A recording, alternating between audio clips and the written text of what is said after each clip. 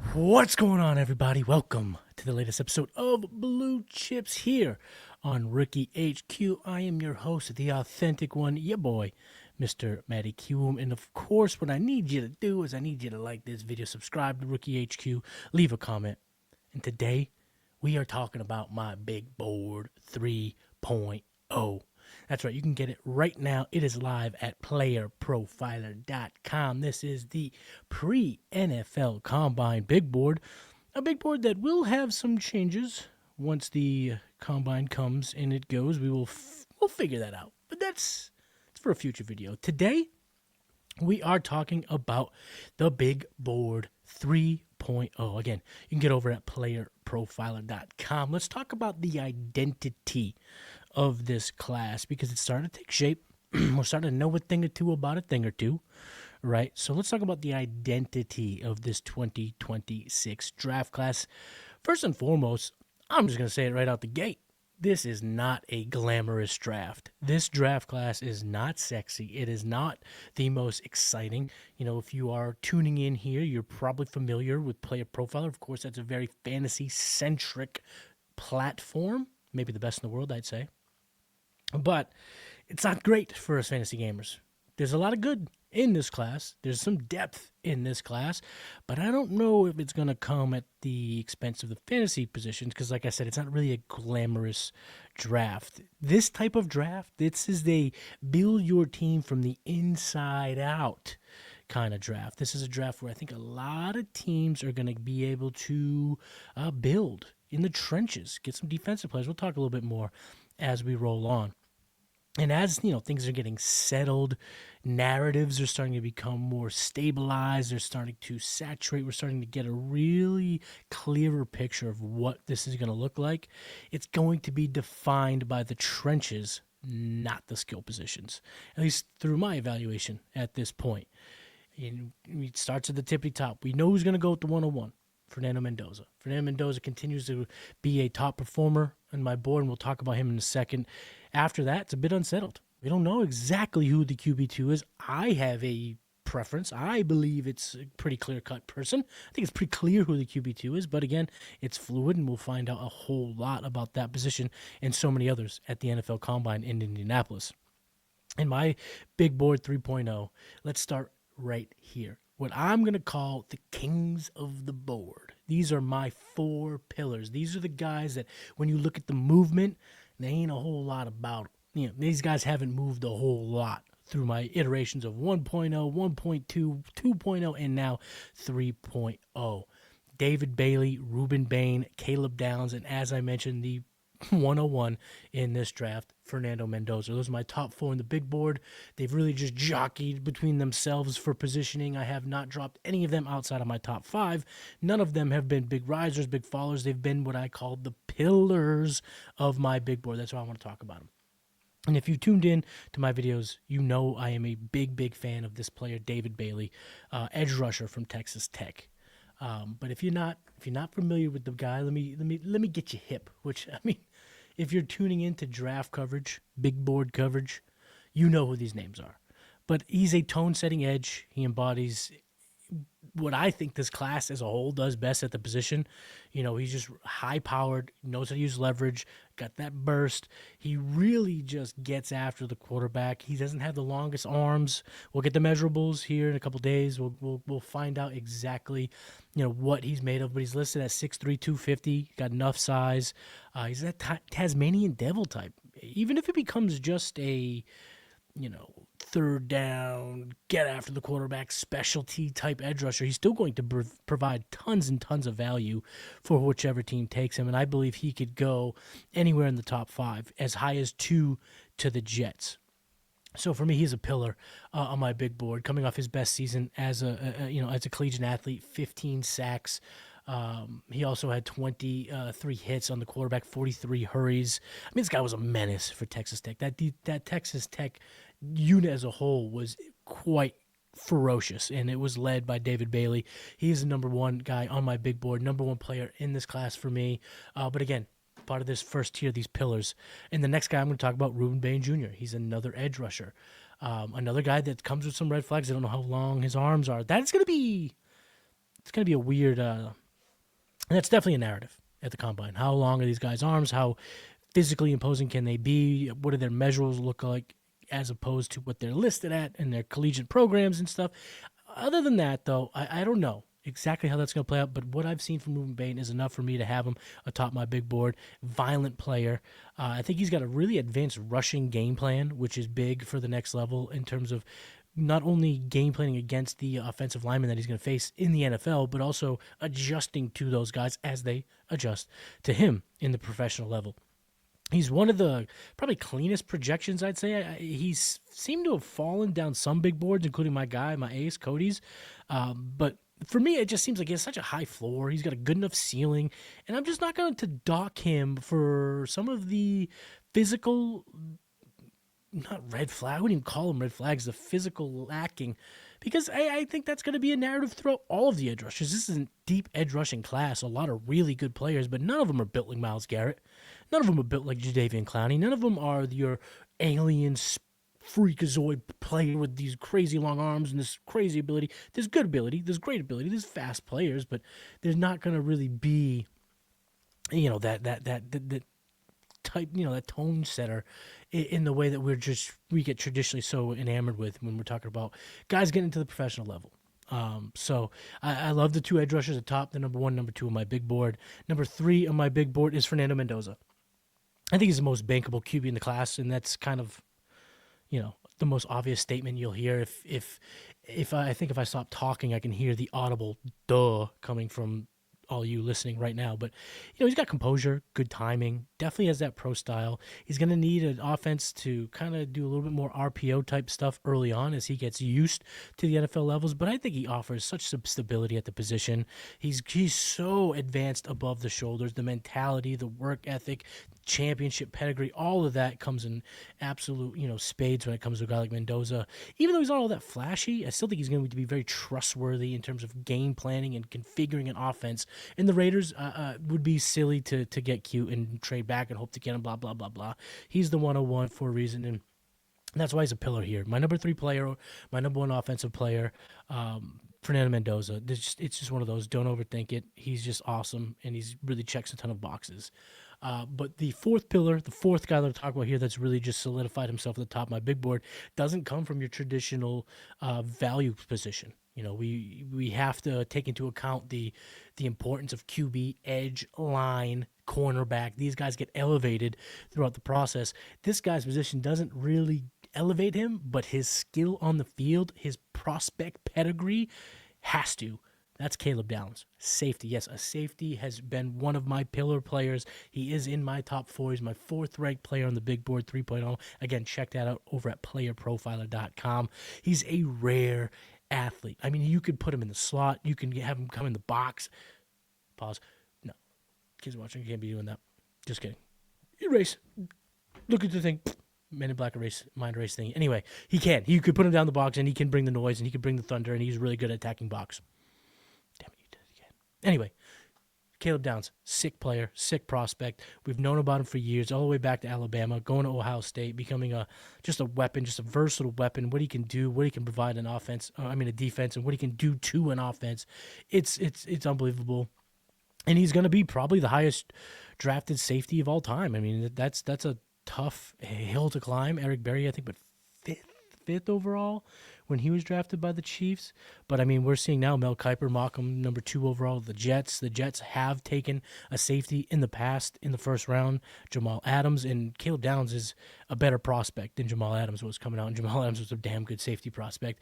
But Caleb Downs is sick, and maybe he falls out of the top 10 of the NFL draft based on the position, but I think at this point, scouting rooms, and once they get a chance to see him in Indy, talk to him in Indy, and conduct the interviews, pick apart the brain, see how high his football IQ is, along with the athletic traits and his ability to attack the box.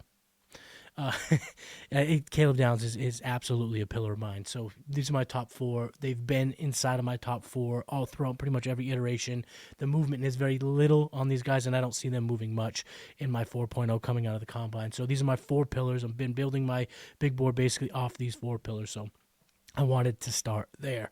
I do have some other things I'd like to talk about. More importantly, the meat and potatoes of the class, some movers, some shakers, and you're going to have to get all that right after we hear from today's sponsor. Hey, pop quiz hotshot. Who is Jeremiah Love? Who's Fernando Mendoza? Who's Makai Lemon? Well, they just happen to be the first 3 picks off the board in the 2026 Origins tournament, which is currently live on FastDraft. That is right. 2026 Best Ball has already begun on FastDraft. Use code FAST to get a $50 deposit match. Code is FAST for a $50 deposit match. Best Ball 2026 is now. Start drafting faster. All right, so we're talking about the Big Board 3.0. You can get the Big Board 3.0 at playerprofiler.com. This is Blue Chips. I am your host, the authentic one, Mr. Matty Kiwoom. All right, let's keep this train a-flowing, a-going. And I want to talk about the meat and potatoes. So it's not a glamorous draft. And I want to talk about the pillars, but now let's talk about the meat and potatoes. This is a trench-driven draft. Defensive line, offensive line. When we're talking about defensive line, I mean, there are some dominant players between the edges, some interior guys. There's a very high density round one grades from these guys. In terms of my 26 round one graded players, a number of them are either edge or D tackle, 1, 2. I'm not going to count it here on the show, but it accounts probably for about 25% of my round one graded players. And that goes to Caleb Banks, who I expect to destroy the combine and really come out as a round one type of prospect. And then, of course, we saw the hype. We saw him remind the world why he's talented, Mr. T.J. Parker. He did so down in Mobile, I assume, and will anticipate him continuing that momentum in Mobile. And then, guys like Sonny Styles, who right now isn't really listed as a defensive lineman, but do they ask him to do some defensive lineman drills? I don't know. Do they have him do safety drills? I don't know what they're going to have him do. But there's this 2 edges at the top of this of my big board, and I have a bunch more sprinkled in, whether interior, outside guys, edge rusher guys, defensive linemen are in abundance in my big board 3.0. There's multiple instant impact players, guys with power, guys with good hands, really translatable pass rushing game plans. I mean, these guys, like I said, this is a deep, deep edge rushing class, very good players. And the interior group is unusually NFL ready. I don't think they're just traits guys. Now, you may argue with me about Caleb Banks not being a traits guy, being a traits guy, but I think after this week, I think we'll see him solidify himself as more than just a traits guy. And then if you want to talk about the traits type players that I have on my big board, you don't have to look too much farther. I mean, I have studied the guys like Gabe Lucas, edge rusher, from Illinois, guys like Dennis Sutton from Penn State, who was kind of a forgotten prospect, but kind of, as you watch he just reminds you how good he could play. There's a number of traits type players, guys, Derek Moore, who had a great showing in Mobile, who might not be a traits-based guy, but definitely is NFL ready. There's just a lot of depth on the defensive line. On the offensive line, there's as much, if not more. Again, the guy I expect to absolutely rocket ship himself. His stock could absolutely soar after the combine. Caden Proctor from Alabama. 6'7", 5 million pounds, a freak athlete, took the ball in the Wildcat for the Crimson Tide. And I know that doesn't mean anything, but it does, doesn't it? I mean, it does. It has to. There's, of course, even though there's not, your franchise-setting left tackles, there's really good, legitimate tackle prospects coming in. Spencer Fanu, Francis Maui Noah from Miami, and we're seeing guys rise up the board. I've always been a big fan of Jennings Dunker, who I think could stick on the outside of an offensive line. Caleb Lomu, Monroe Freeling. He was a big riser up to number 35 in my 3.0, a guy that could stick at left tackle, and if the reports coming out of Indy is that Freeling is going to be viewed as your franchise left tackle, you're going to put him there, set it, and forget it. He's going to rise even more through these rankings. So there's a lot of really good offensive line prospects, some clear, year one starters with traits across the board, good movement, size, guys that can anchor these positions, whether it be inside, outside. I mean, Vega Ianoi, I'll get it. Emmanuel Pregnone. I mean, there are guys on the interior that are listed as interior linemen that I have as, day 2 picks. top 50 players on my big board. This offensive line class is going to be deep. It's going to be really good. And I think teams that are building in the trenches will find a ton of value, not only in round 1, but in rounds 2 and round 3 as well. So we're talking about a lot of offensive linemen, a lot of defensive linemen, edge players in this class. It's going to be some big-time players, some big-time trench solidifying type players in this draft. And that's what I've seen, and that's what my big board reflects. Now I want to talk about some names, some new names. These are the guys that have jumped in either into my top 100 or have jumped up in my top 75, top 50, wherever you started following along. First guy I want to talk about, Emmanuel McNeil-Warren. I've talked about him before on previous episodes. He's a safety from Toledo. He's got the size. He's got the athleticism, the range. I think he's pretty comfortable in coverage as well. I mean, he really is your modern safety prototype, and I right now have him as my safety 2 behind Caleb Downs, which Dylan Tieneman. Again, I'm gonna get better at these names. We're at the combine. I'll get it. This is actually where I start solidifying the names. Is the combine? You get the where you get the syllabus or the how to say it, the phonetics and stuff. So this is where I'll lock it down. But from Oregon, he's on a massive rise right now. But I have EMW as a guy that I really like. He's been a dramatic rise through my process because I think he has legitimate size, athletic ability, coverage ability, the traits that NFL defenses love.